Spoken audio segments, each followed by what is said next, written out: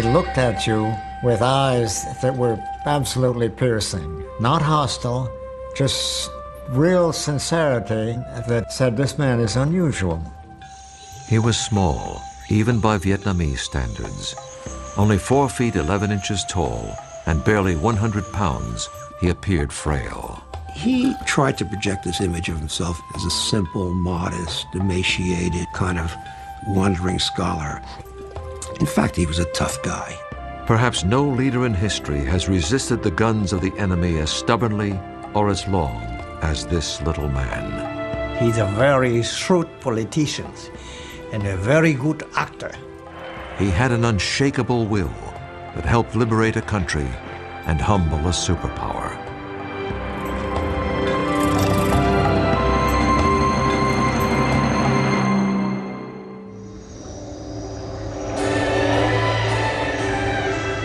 In the late 19th century, Indochina was France's most valuable colony. The French made huge amounts of money with rubber and rice exports, especially from the territory now known as Vietnam. Unfortunately, the native people received little or no benefit of this wealth. They had few rights within their own country and little hope for a better life. Life was only slightly better for the family of Ho Chi Minh. What we do know about his family generally is that they were upper class or gentry, as were all the communist revolutionaries. Ho Chi Minh's father, Nguyen Sinh Soc, came from the village of Kim Lien in Nghệ An, a poor province in central Vietnam. On May 19, 1890, his wife gave birth to their 3rd child and their 2nd son. He was named Nguyen Sinh Kung, but would one day be known around the world as Ho Chi Minh.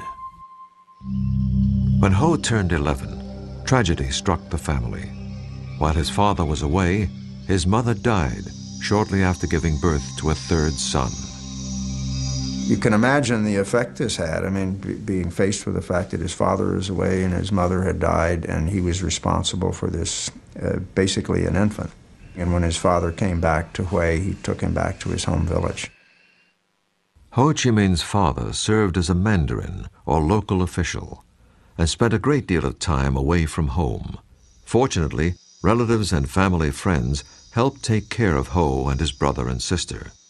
Initially, Ho's early education was in the traditional study of Chinese characters and Confucian philosophy. But in his early teens, his father apparently became convinced that for his sons to succeed, they needed a French education. He sent both of them to a preparatory school run by the imperial regime in such a way as to instruct the students in the French language and French culture. Though Ho's father worked for the imperial bureaucracy, he routinely criticized it for so easily relinquishing the country's independence to the French. He was recalled to Hue, and eventually he was dismissed entirely from the bureaucracy. And it's at that point that his life fell apart. And he went to Saigon. He took a job for a while on a rubber plantation. Later he sold traditional medicines. Ho's father spent the rest of his life wandering the countryside, struggling to make a living, while Ho lived in Hue. He saw less and less of his father. This had a great impact on Ho. He also believed that his father had been punished for simply saying what everyone knew was true. Most Vietnamese suffered greatly at the hands of their colonial masters. Those who protested or even complained were often imprisoned, beaten, or even killed by the omnipotent French colonials. In 1908, at the age of 17, Ho was studying at the prestigious National Academy in Hue. One day, a group of farmers marched past the school, protesting the high level of Mandarin corruption and excessive taxation. Ho translated their demands into French so the local colonial officials could read them. It was his first revolutionary act, and he attracted the attention of the dreaded Sûreté, or French secret police. The next day, Ho was summarily expelled from the academy. It was his last day of formal schooling in Vietnam. So here's this young Ho Chi Minh who is becoming educated and has a certain amount of resentment toward French colonialism. But at the same time, he knows enough about France to be captivated by the great French ideals of liberty, equality, fraternity, and he wants to see how those ideals are really practiced in France. They're not practiced in Vietnam, where you have a rather repressive French colonial system. Ho had inherited his father's rebelliousness and his wanderlust. At the age of 21, he entered a merchant marine school where he learned how to be a kitchen helper. This new skill enabled him to leave Vietnam and go abroad. I think he left for two reasons. One is maybe quest for education, that he would be able to get better education in France, provided he could afford it. Second, he probably did not see much of an economic opportunity in Vietnam at that point of time. Ho was hired by the French passenger liner, the La Touche-Treville. And in 1911, began an odyssey that would take him to nearly every corner of the world.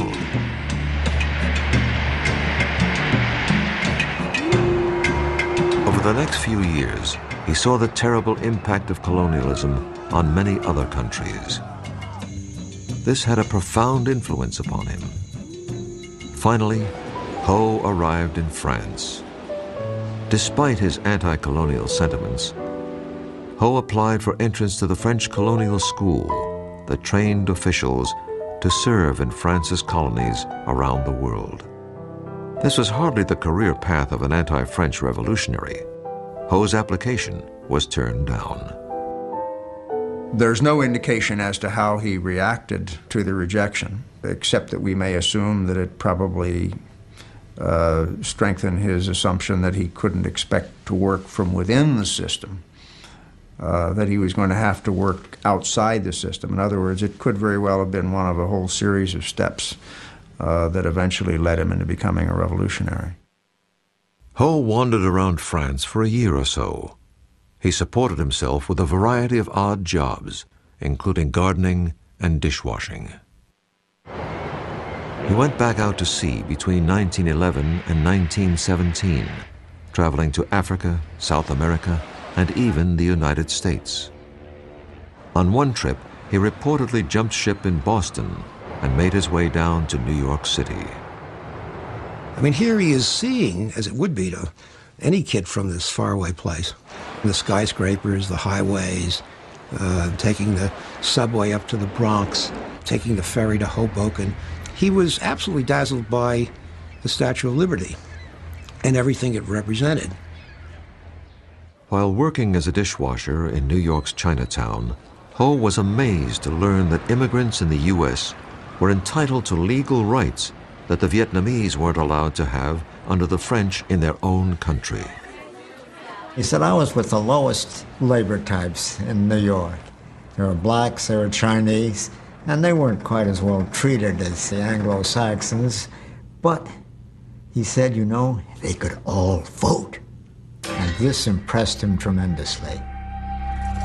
Shortly before the start of World War I, Ho left America and sailed to England. He found work in the kitchen of the famous Carlton Hotel under the legendary French chef Escoffier.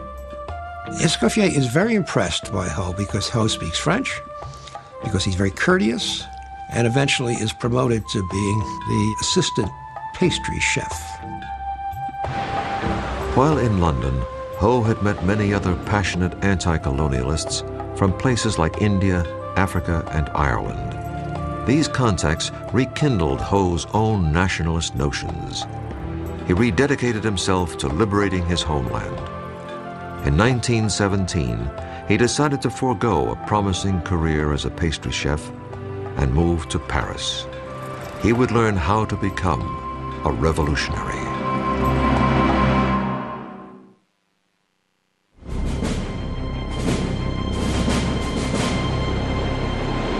Ho Chi Minh arrived in Paris toward the end of World War I. There was a large Vietnamese community living there, but more important, This was where the decisions that affected colonial Vietnam were made. Ho was determined to help change French policy toward his country. But first, he wanted to experience Paris.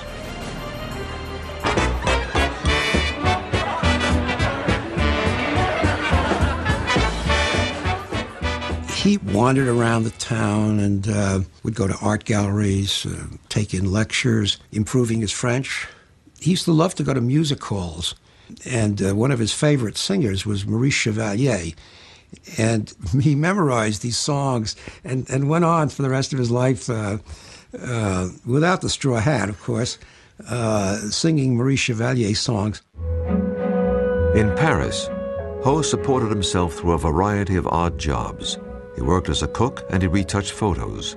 He even reported on boxing matches and reviewed films for a French newspaper. Of course, his primary goal was to somehow organize Vietnamese expatriates into a movement that would pressure the French government into improving conditions in his homeland. People who encountered Ho Chi Minh in those days tended to say pretty much the same things. Very intense young man, very anxious to learn, very idealistic, a man very much driven by ideas. But what was remembered about him perhaps more than anything else was his sharp eyes that essentially seemed to penetrate the soul of the person who was talking to him. Ho discovered that there were many Frenchmen who were sympathetic to his cause. These liberals encouraged him to join their socialist group and to write and publish his own ideas. Soon, Ho and other Vietnamese expatriates began publishing an anti-colonial newspaper directed toward the Vietnamese community in France. Their leaflets were even smuggled back to Vietnam. All of his writings really are on that theme, what a rotten deal colonials are getting all over the French Empire, which indeed they were. And Ho's point of thinking is, how do you fix this? Do you fix it with revolution? Do you fix it with violence? How do you do it? Writing under the pseudonym Nguyen Ai Quoc, or Nguyen the Patriot, Ho simply advocated better treatment and equal rights for his people, not revolution. He achieved a near-legendary status in certain circles back in Vietnam, where his rhetoric was considered visionary. Ho also attracted the attention of the imperial regime back home. They accused him of inciting treason and condemned him to death if he ever returned to Vietnam. In 1919, U.S. President Woodrow Wilson traveled to the Versailles Peace Conference to present his famous 14-point plan for world peace. Ho and his associates discovered that one of Wilson's key points was that all nations deserve the right to self-determination. Ho believed that this meant that the U.S. was advocating the end of the colonial system. And Ho Chi Minh, thinking that this might apply to Vietnam, got himself all dressed up in a cutaway coat and striped pants and a top hat, and he went out to Versailles carrying with him a document that he had written, which was a kind of inventory of various cases of French repression in Vietnam. And his idea was to give this to Wilson so that the United States would then exert pressure on France. Well, he got very rudely rebuffed when he tried to go in to see Wilson or even deliver this. Ho had believed that President Wilson would be sympathetic to Vietnam's plight. He was greatly disappointed that he was unable to present his case. This forced him to look elsewhere for help. A socialist showed Ho a paper that had been written by Vladimir Lenin. In it, the Soviet leader wrote that one of the keys to the spread of communism was the liberation of all colonies. The Russians wanted to end colonialism not because they loved the people who were under colonial rule, but for their own selfish interests. They wanted to weaken the Western powers. But regardless of what their motivation was, they were the only power at the time to advocate it and to actively want to offer help. And it's at that point, as he basically points out, that he determined to become a follower of Lenin, not because he had any understanding of Marxist ideology, but because he loved the strategy that Lenin had set forth as a means of liberating the colonial peoples. In 1920, Ho became one of the founding members of the French Communist Party. He was 30 years old. He had become a great propagandist while living in Paris, but he wanted to learn how to turn rhetoric into revolutionary action.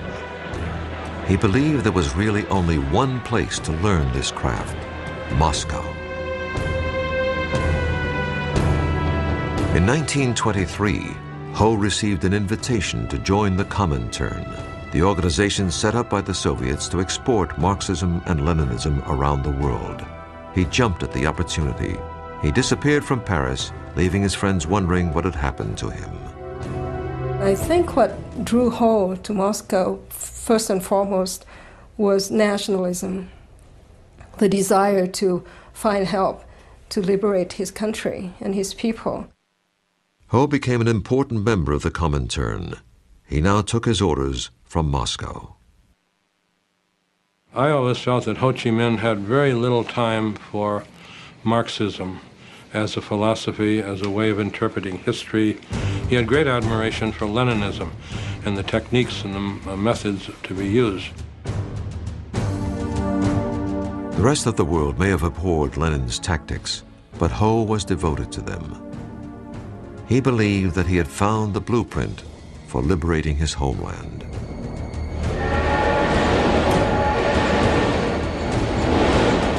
Ho received his first international assignment when he was sent to Canton in South China to help organize communist cadres. It was here that he also began a clandestine lifestyle that would last nearly 30 years. He went underground, so to speak. And you have him wandering around the world under a wide variety of aliases. Some of them Vietnamese, some of them Chinese, depending on where he was and what purpose he needed. If, for example, he contributed to a French newspaper, he'd call himself Victor Le Bon. If he contributed to a Russian newspaper, he'd call himself Nafransky, and so forth. In 1927, Ho was nearly arrested when the Chinese nationalist leader Chiang Kai-shek turned against the communists. Ho narrowly escaped capture and a likely death sentence, and eventually made his way to Siam, or present-day Thailand.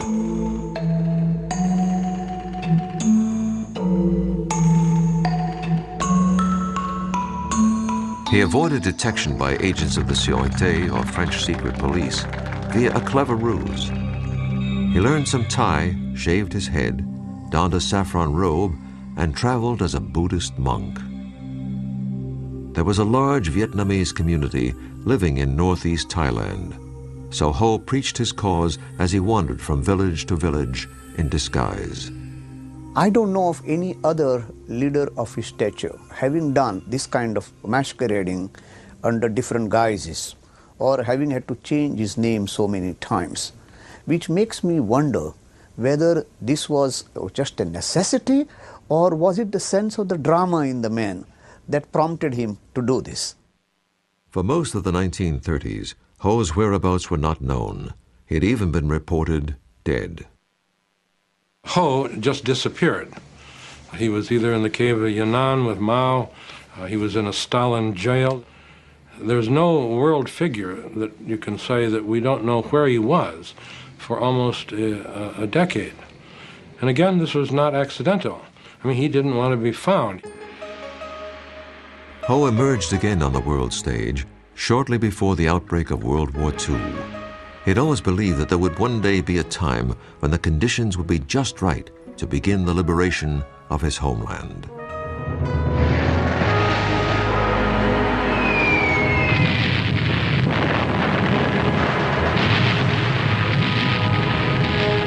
When France fell to Germany in the early months of World War II, and the pro-German Vichy government took over the colonial rule of Vietnam, Ho believed that the moment had arrived.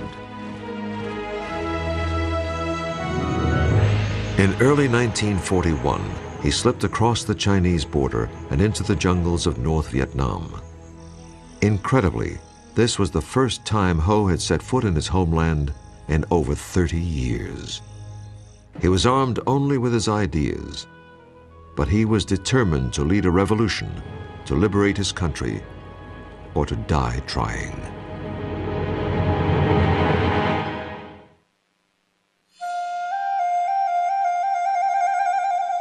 When Ho Chi Minh walked across the border into North Vietnam in 1941, it marked the first time he had set foot in his country since 1911.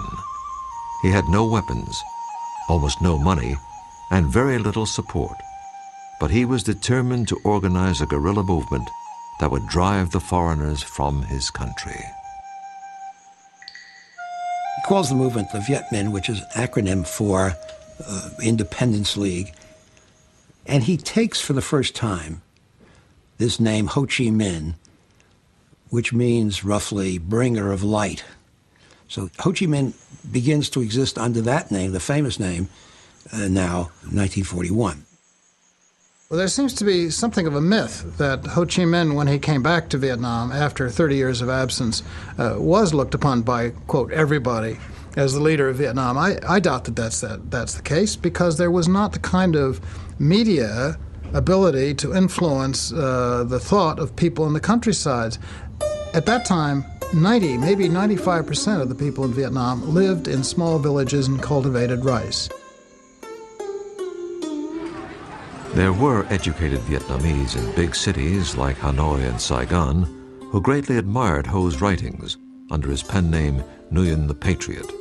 But they were in the minority. The vast majority of the people in the country were not familiar with Ho or his work. In fact, most of them could not read. So his main aim was how to communicate and become close to the peasants. So he managed to adopt this very popular style, talking very simply to the peasants and being like an uncle, a member of the family. Ho brought the role that his father had played as the avuncular village mandarin or local public official to a national level. Though some critics believe that this persona was nothing short of a calculated act, it was effective and the movement gained momentum. I think Ho Chi Minh's goal determined his behavior.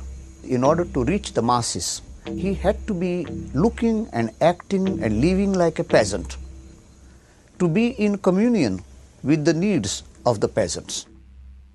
Ho and his followers also promoted the notion that he was a lifelong celibate who didn't have time for romance or a family because he was so devoted to his cause. This was a myth.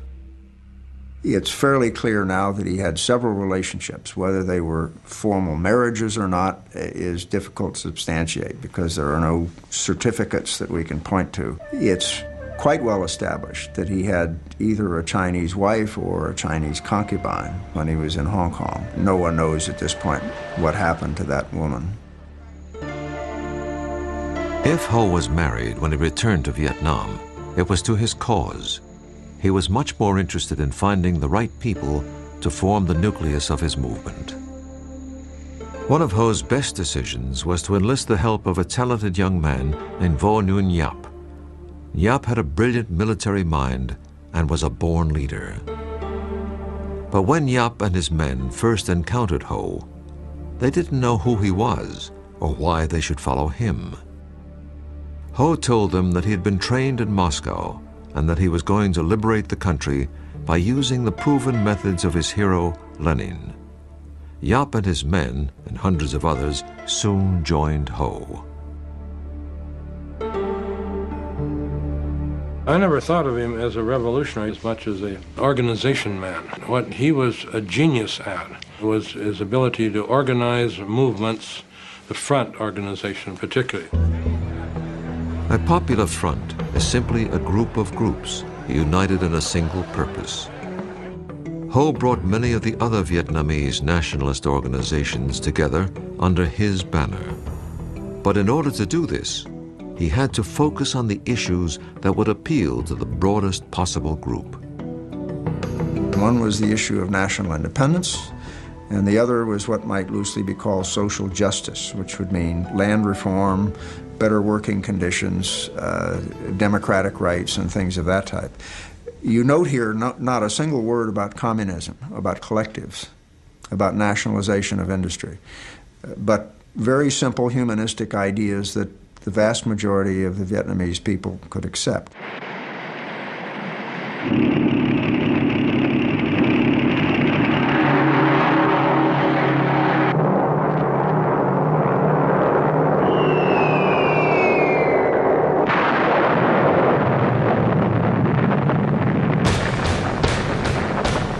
On December 7, 1941, Japan bombed the U.S. fleet at Pearl Harbor, Hawaii, and then launched an all-out attack against the British and Dutch colonies of Southeast Asia.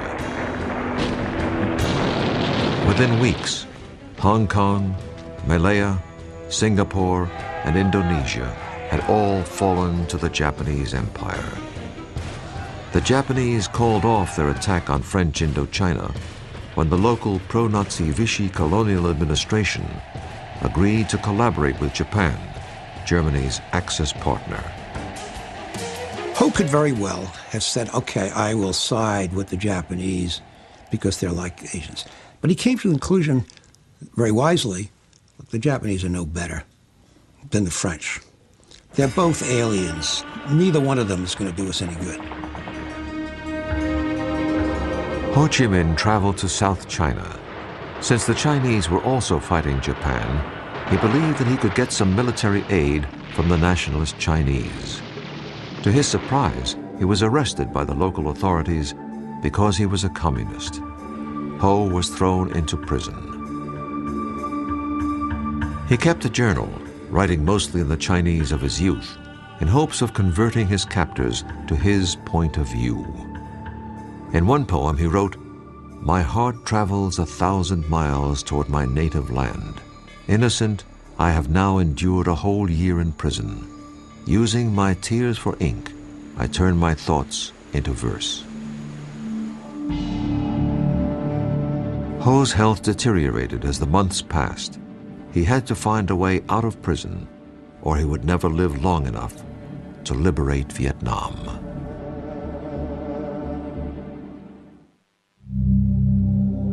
Ho Chi Minh spent 14 months enduring the worst imaginable treatment in prison. As the war worsened for the Chinese, Ho convinced his captors to release him so that he could gather intelligence on the Japanese. He was released in 1943 and walked all the way back to his old base in North Vietnam. His compatriots were stunned. They thought he had died. Once again, he became the leader. He was 53 years old.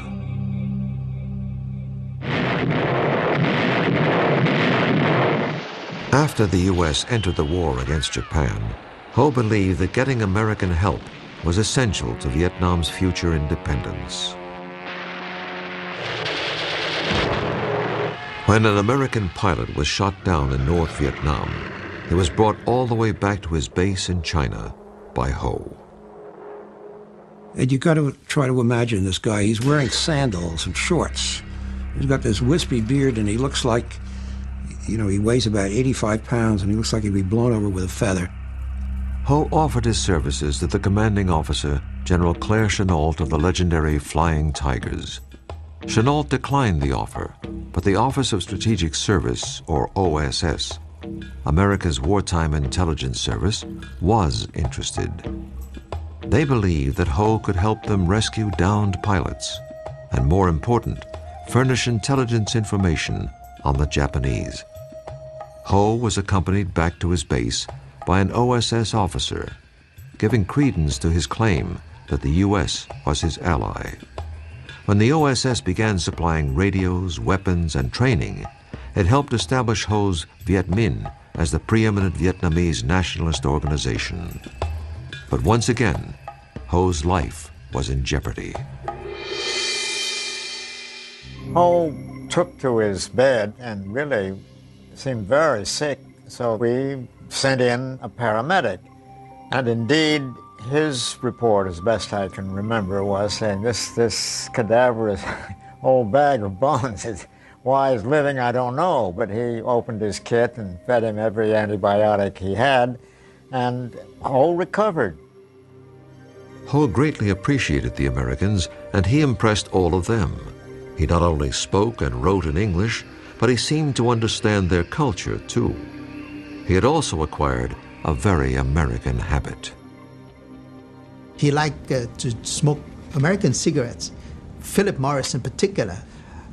But he always carried in his front pocket Vietnamese packets of Vietnamese cigarettes, and then those are the ones that he will offer to the guests. In August of 1945, 2 atomic bombs brought the war to a rapid conclusion. When Japan surrendered, there was really no one in control of Vietnam. Ho moved quickly into the gap. With General Vo Nguyen Giap leading his guerrilla forces, they took control of the north. That must have been an electrifying experience for the masses, and they must have felt that this was the moment. On September 2nd, 1945, nearly 500,000 people attended a huge rally in Hanoi.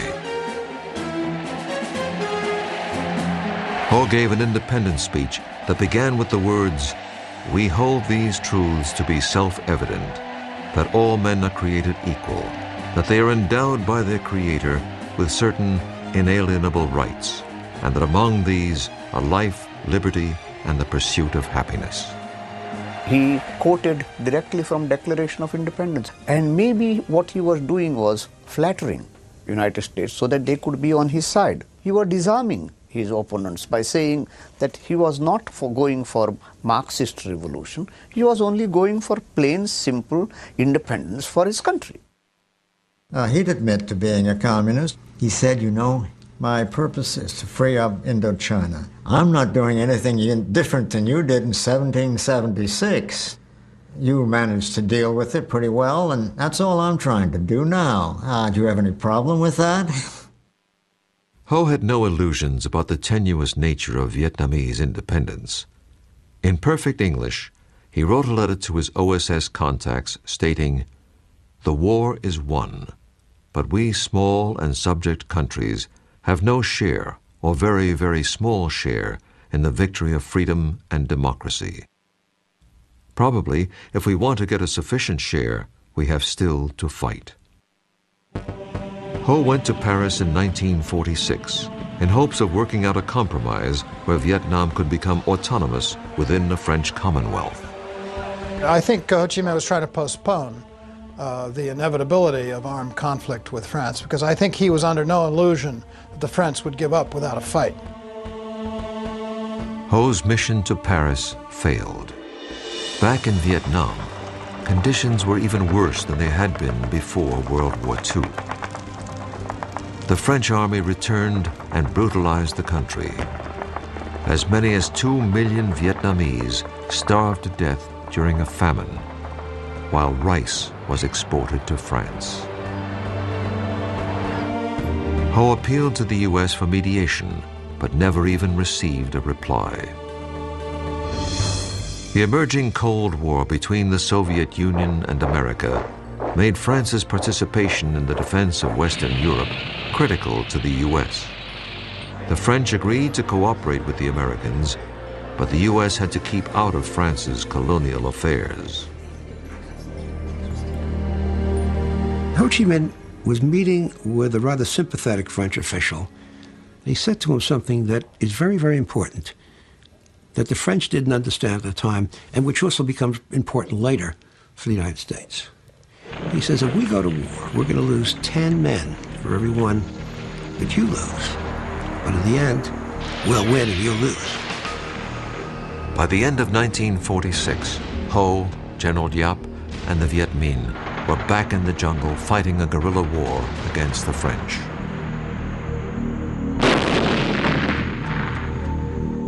Initially, it seemed unlikely that the Viet Minh would have any hope in defeating the French. But by 1954, the French were desperate to end the bloody guerrilla war that seemed to have no end in sight. The French decided to spring a trap for the Viet Minh at a place called Dien Bien Phu. They believed that the ensuing battle would end the Indochina War. It did end the war, but in a way they could never have imagined.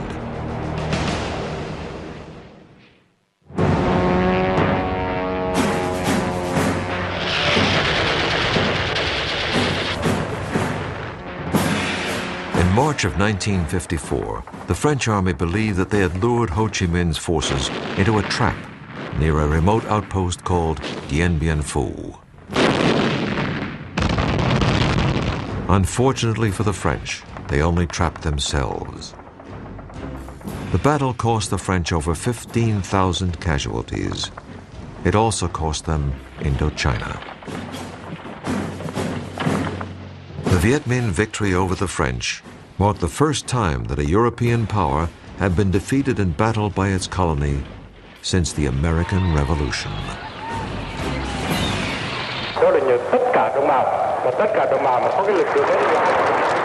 Ho's leadership and tenacity contributed greatly to the victory, as did the aid of a powerful new ally, the Red Chinese. Ho tried to play down the Chinese Communist support. He feared that this alliance would drag Vietnam into the Cold War. And this would mean, therefore, that Vietnamese independence would not be a local question between Viet Minh and the French, but would be now an international question between the two superpowers. Despite the victory at Dien Bien Phu, Vietnam's fate would ultimately be decided at a peace conference in Geneva. Both the Soviet Union and Red China urged Ho to accept the terms of the Geneva Peace Agreement, which divided the country in half at the 17th parallel. It took all of Ho's political skill to get his colleagues to accept the compromise.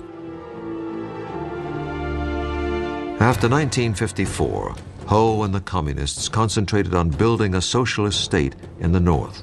They implemented a land reform program modeled after the one created by Mao in China. And it was a very brutal program. Lots of landowners were executed. It was very corrupt in many cases. The story is that Ho Chi Minh actually realized this thing had gotten out of hand and apologized for it, but of course it was too late. These people had been killed. The North did not have the only repressive government in Indochina. The U.S. helped install an anti-communist dictator in the South named Ngo Dinh Diem. Diem was not popular with his countrymen. In the Geneva Peace Treaty, Ho had been promised an end to foreign intervention and nationwide elections, which he most certainly would have won. Diem and his U.S. backers did not allow the elections to take place. By 1960, an anti-Diem resistance movement engulfed the South in a guerrilla war.